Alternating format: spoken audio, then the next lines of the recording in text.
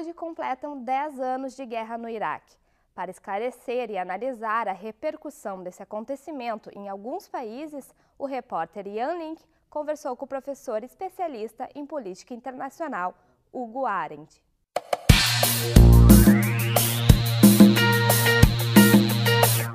Pensar os ganhos e perdas de uma guerra sempre é algo muito difícil, né? Obviamente, as perdas maiores são as perdas humanas.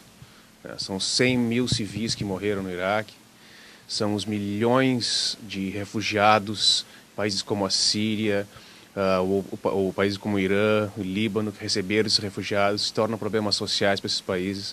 Para os Estados Unidos, os ganhos foram mínimos. Na verdade, para uma pequena elite norte-americana, os ganhos foram vastos. São elites comprometidas com a indústria de armamentos e a indústria de reconstrução do país. Para a sociedade norte-americana, foi uma guerra trágica. Para a imagem dos Estados Unidos foi trágica, a liderança americana no mundo se esfacelou. O Obama está tentando recuperar essa imagem de liderança. As perdas para os republicanos foram imensas, né? Significou não apenas a parte da crise que os Estados Unidos estão hoje econômica, tem uma certa relação com a guerra no Iraque, na medida que os custos da guerra foram altíssimos, foi uma guerra de $1 trilhão.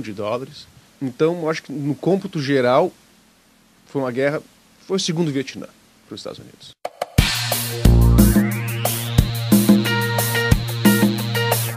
Parte do discurso da invasão é que a Al-Qaeda era financiada pelo Saddam Hussein. E não há o menor vínculo. Não há o menor vínculo entre Saddam Hussein e Bin Laden e a causa. Os interesses eram o petróleo, mas bem que hoje hoje em dia, né, a partir da década de 90 ali, por incrível que pareça, né, a guerra tem digamos, um segundo ou um terceiro interesse, né, escamoteado, que é a reconstrução. A indústria da reconstrução hoje ela é muito lucrativa. Tu vai lá, destrói e vai lá e faz. E esses contratos, eles são contratos normalmente destinados aos países que apoiaram a guerra. E tem que se ter muito cuidado. A invasão do Iraque, por assim dizer, ela não foi unilateral. Pode parecer unilateral, claro que 90% do exército, das forças armadas que estavam ali eram americanas, mas as principais economias do mundo apoiaram.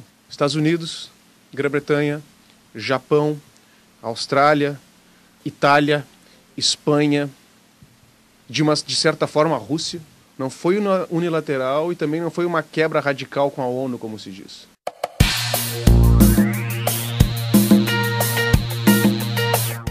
A história recente do Iraque é mais uma das ironias, né, da própria história. Era um ditador colocado no poder pelos próprios Estados Unidos, né, o Saddam Hussein, que, embora fosse sunita, né, fosse muçulmano, ele era laico. O Iraque ele funcionava, claro, era uma ditadura, enfim, né, mas ele é estável. Ele tinha uma estabilidade política. Com a guerra, essa estabilidade desapareceu. E hoje, praticamente, a gente só pode falar em Iraque com uma metáfora. O Iraque desapareceu como país. A distribuição política do país hoje ela é étnica e clânica.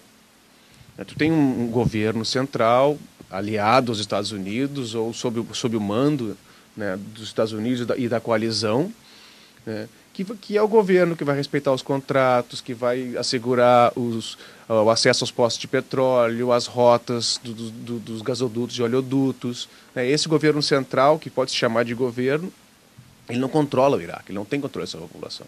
O Iraque hoje é um país em guerra civil, com suas fronteiras ali extremamente problemáticas e sobre as quais o Estado, de fato, não tem, né, ingerência, digamos assim.